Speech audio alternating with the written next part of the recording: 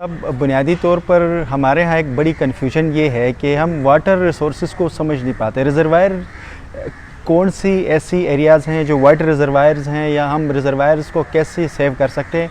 एक चीज़ पे आपने एक हवाला दिया, मैं भी उन डॉक्टर साहब को जानता हूँ, हमारे भी टीचर रहे हैं। वो उनकी बात किसी हद तक तो इसलिए दुरुस्त है चूँकि आप हिमालयाज़ एच रीजन की अगर हम बात कर ले तो 12,500 ग्लेशियर्स हैं। लेटेस्ट स्टडी ये है, पहले हम इसको 6,500-7,000 ग्लेशियर्स के, तो वहाँ पर एक बड़े मकदार में जो है आपके पास बर्फ़ जिसको कहते हैं ग्लेशियर्स पड़े, वो मेल्ट होते हैं। तो उससे आपका रिवर इंडस है, उसके साथ ये जितनी भी जो दरियाएँ, इनका स्टार्टअप कहीं ना कहीं वहीं से होता है, चाहे वो जम्मू कश्मीर की हो, चाहे वो हमारे गिलगित बल्तिस्तान से आ रही है।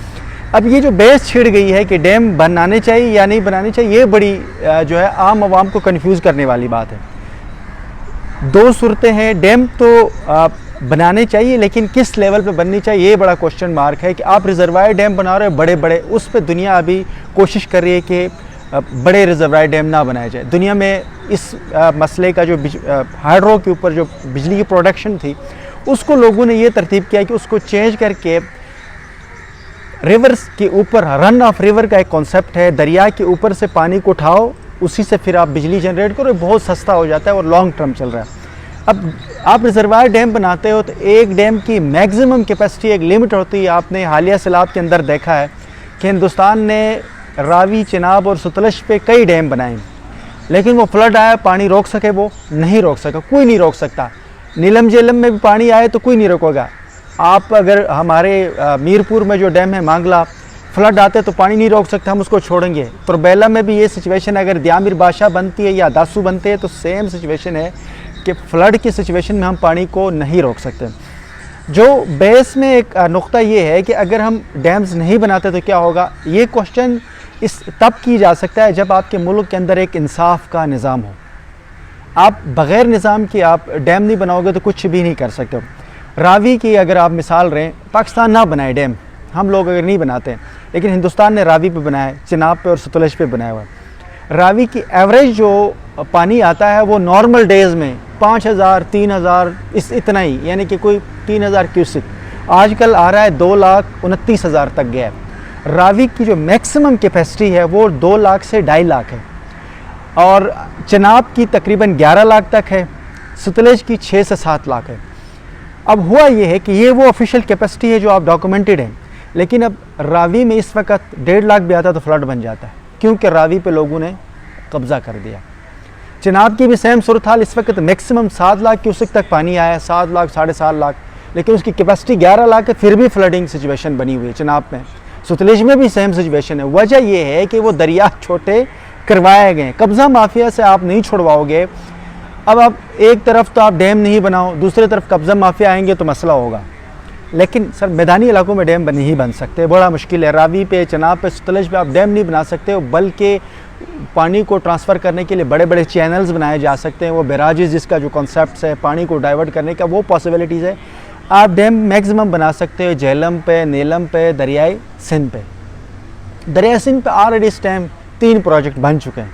एक प्रोजेक्ट कंप्लीट है, दूसरा ऑलमोस्ट 80% से 90% कंप्लीट हो गया है, तीसरा प्रोजेक्ट भी ऑनगोइंग है, 40% तक कंप्लीट हो गया, वो आगे 5-10 सालों में वो कंप्लीट हो जाएगी।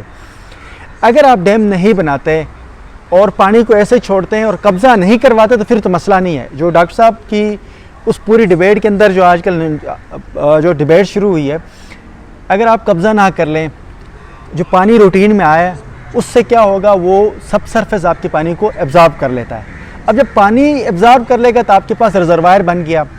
जिस तरह से ये वो डिस्कशन में भी ये कह रहे थे, तकरीबन कोई 75 लाख मिलियंस क्यूसिक के हिसाब से पानी रिवर इंडस के इस डेल्टा को हम कहते हैं, जो डेल्टा है पूरा उस रीजन के अंदर, एक बहुत बड़े रीजन के अंदर ये पानी पड़ा हुआ है, वो है हकीकत है। और उसके लिए आपके पास एक इंसाफ पसंद हुकूमती निज़ाम भी होना चाहिए, और एक ऐसे लोगों का जिसमें आपकी पानी की वजारत किसी पानी के वज़ीर के पास, और जो आबी मसाइल के आबी के जो मसले हैं वो फील्ड एक्सपर्ट्स के पास हो, तो तब तो ये मसले का हल है। अगर ऐसी सिचुएशन जो करंट सिनेरियो है, अगर ऐसे में हम डैम ना बनाएं, तो मैं मिसाल देता हूँ इस्लामाबाद की। अगर ये रावल लेक है या ये जो छोटा सा डैम है, अगर ये ना होता, पिछले 6 महीने बारिशें नहीं हुई, यहाँ तो लोग खुशकसाली हो जानी थी। रावल लेक के जो पानी था, स्टोरेज था, उससे इस्लामाबाद और उसके जुड़वा शहरों में तकरीबन 2 महीने की पानी की कैपेसिटी है, 50 दिन तक की स्टोरेज है या उससे ज़्यादा भी है, लेकिन उससे पूरे 2 शहरों को पानी मिला है और ये हमारे सामने लाइव एग्जांपल है। वजह यह है कि हमारे पास मिसमैनेजमेंट बहुत ज़्यादा है, वाटर रिसोर्सेज की कोई कमी नहीं है, हमारे पास सब कुछ पड़ा हुआ है लेकिन उसकी मिस यूज़ कर लेते हैं। इस्लामाबाद के अंदर जो पानी की नीड थी वो इरावल डैम से तकरीबन 50 से 60% पिंडी और इस्लामाबाद दोनों का यूजेज आता है। बाकी 1-2 और इधर से डैम्स हैं आसपास के एरिया से, नमली डैम है या जो दूसरे, लेकिन जो सब सरफेस से वाटर की ड्रिलिंग हो रही है वो इलीगल बहुत ज़्यादा हो रहा है। इस्लामाबाद पे कई पॉइंट्स पे इलीगली लोग ड्रिल करके पानी को निकालते हैं और वो बेच देते हैं। मिस यूज़ इतना ज़्यादा हो रहा है, पूरे पाकिस्तान के अंदर पानी का मिस यूज़ बहुत ज़्यादा शुरू हो गया है। सोलर पैनल्स लगने के बाद पहले तो लोग बिजली के बिल से डरते थे, लोगों ने सोलर पैनल लगाए। अब एक बंदे के खेत में 1 एकड़ की ज़मीन है, उसको थोड़ा सा पानी चाहिए, वो सारा दिन पानी निकालता रहता है मिस यूज़ करने के लिए। तो जब तक हम किसी भी जो हमारे पास एक कुदरती रिजर्वायर है उसका हम मिस यूज़ नहीं करेंगे तो मसला हल नहीं होगा। हर मसले का हल सस्टेनेबिलिटी है, और सस्टेनेबिलिटी तब होगी जब आपकी एक मुनसिफ रियासत होगी, जो इंसाफ की बुनियादों के ऊपर चलने वाला निज़ाम होगा। आपकी जो ज़िला इंतज़ामिया से लेकर टॉप तक हर बंदा कानून को फॉलो करेगा तो तब मुमकिन है। अदरवाइज़ अगर आप डैम्स भी नहीं बनाओगे तो हम प्यास से भी मरेंगे और भूखे भी मरेंगे, क्योंकि डैम्स में बहुत लॉन्ग टर्म के लिए स्टोरेज नहीं होता है। हमारे पास वो टेक्नोलॉजी भी नहीं, हम लोग उस तरह से काम भी नहीं करते कि हम सब सरफेस से पानी को किसी तरीके से निकालें और उसको यूटिलाइज़ कर लें, वो कंसेप्ट हमारे पास है नहीं। डैम का पानी आसान होता है, स्टोर हो गया, पाइपों में लगाकर सिंपली या चैनल्स के थ्रू डाइवर्ट करके आप यूटिलाइज़ कर लेते हो। महीना 1.5 महीने के बाद बारिशें हो जाती। पाकिस्तान में एक सिलसिला चल रहा है, लेकिन अगर लॉन्ग टर्म जिस टॉपिक पे आजकल डिस्कशन चल रही है वो एक जहनी अयाशी तो हो सकती है, इसलिए कि आपके मुल्क में जो असल मसला है उसको डाइवर्ट करने के लिए हमें ऐसे डिस्कशन हमेशा लाया जाता है ताकि लोग एक तरफ, आधे लोग उस तरफ हो, आधे लोग इस तरफ हो। अब 2 पार्टियां आपस में लड़ रही हैं, कौम के लिए कोई नहीं सोच रहा। कौमी मसला ये है कि आप दरियाओं पर जो कब्ज़ा किया जिन लोगों ने, चाहे वो रावी पर कब्ज़ा है, चाहे वो सतलुज पर है, चाहे चनाब पर है, चाहे वो रिवर इंडस पर है, नीलम झेलम पे जो काबिज़ लोग हैं, जब तक आप उनसे उस इलाके को खाली नहीं करवाओगे तो आपके मसले हल नहीं होंगे।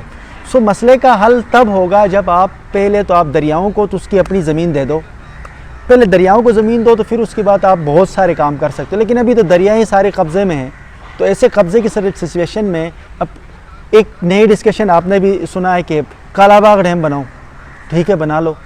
और कोई अक्ल का बंदा ये बताया है कि कालाबाग डैम का ये तीनों दरियाओं से क्या ताल्लुक़ है, रावी, चनाब, सतलुज कहाँ से आ रही है और कालाबाग कहाँ है। रिवर इंडस पे बनने वाले एक प्रोजेक्ट को वो दरिया जो तीनों आकर रिवर इंडस में शामिल हो जाती हैं, और हम ये कह रहे हैं कि कालाबाग बनाओ तो पंजाब में सैलाब नहीं आएगा। नहीं, ऐसा बिल्कुल भी नहीं। पंजाब में हो या पूरे मुल्क में सैलाब तब नहीं आएगा जब तक आप उससे कब्ज़ा नहीं छुड़ाओगे। रावी की अगर हम कैपेसिटी की बात कर लें तो पहले भी मैं जिक्र कर चुका हूँ कि रावी की कैपेसिटी ऑफिशियली 2.5 यानी कि 2.5 लाख क्यूसेक इसका जो पूरा एक फ्लो की एरिया है। लेकिन अब इस वक्त 1,50,000 जैसे ही क्रॉस कर लेता है तो हाई फ्लड की सिचुएशन बनती है।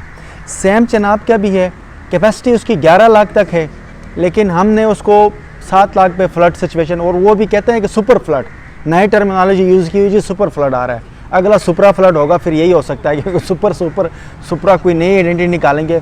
चनाब हो, रावी, सतलुज, सर इसमें मसला आपका तब हल होगा जब आप उस डैम की जो एरिया जिन्होंने काबिज़ है उनसे छुड़वाएंगे, और जब आप डैम को काबिज़ है लोगों से छुड़वाओगे तो आपके उस बड़े एक एरिया के अंदर, एक बहुत बड़े एरिया के अंदर रिजर्वायर भी जो ज़मीन है वो पानी ऑब्ज़र्व कर लेती है, ऑब्ज़र्व कर लेगी तो वहाँ से फिर आप जो इर्द गिर्द का सरफेस है, अब 6 किलोमीटर का एरिया तक अगर आप पानी ऑब्ज़र्व कर रहे तो वो 10 तक भी चला जाएगा, क्योंकि दरिया खोल जाएगी, मज़ीद पानी आएगा तो वो एक्सपेंड हो जाएगा। तो आपका जो सब सरफेस जो वाटर रिजर्वायर्स हैं, रिसोर्सेज हैं, वो रिचार्ज हो जाएंगे, फिर वहाँ से आप ड्रिलिंग करके पानी निकालें और यूज़ कर लें।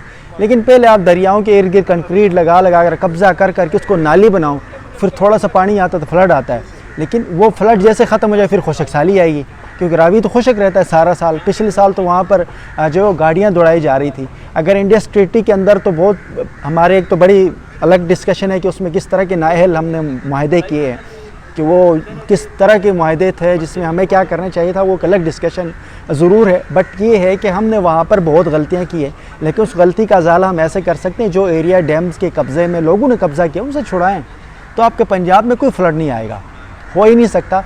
सिर्फ दो चीज़ें हमारी कंट्रोल में नहीं है, कि ग्लाफ का है और दूसरा है क्लाउड बरस्ट। ये ऐसी चीज़ें ये अचानक सडन किसी भी एरिया में आ सकती हैं, लेकिन जो प्लान फ्लड्स हैं जो मैदानी इलाकों में आ रही हैं, उसमें मेजॉरिटी मिसमैनेजमेंट समझे या कब्ज़ा ग्रुप और कब्ज़ा माफिया की वजह से हो रहा है, और इसकी वजह से पूरा मुल्क डूब रहा है। और अगर आप डैम की जहाँ तक सवाल है, डैम्स बनने चाहिए एक लो लेवल पर हाइड्रो के ऊपर, क्योंकि हम उस तरह से टेक्नोलॉजी का यूज़ नहीं कर पा रहे हैं। लेकिन अगर हम छोटे लेवल पर डैम्स बनाते हैं तो उससे माइक्रो लेवल पे एक तो हमारी हाइड्रो की प्रोडक्शन, जो हाइड्रो की बिजली जो है वो पैदा हो जाएगी, और रन ऑफ रिवर के ऊपर काम करेंगे तो बिजली बहुत बड़े पैमाने पर पैदा होगी। तो जब बिजली होगी तो फिर हम कहीं से ड्रिल करके सब सरफेस से पानी भी निकाल सकते हैं, फिर हम टेक्नोलॉजी में इस्तेमाल भी कर सकते हैं। सस्ता टेक्नोलॉजी तब बनेगी ना। अब बिजली इतनी एक्सपेंसिव है, अगर इस रेट पर हम डैम भी ना बनाएं और अगर हम कहें कि हमने ड्रिलिंग करके पानी निकालना है तो वो बहुत मुश्किल होगा।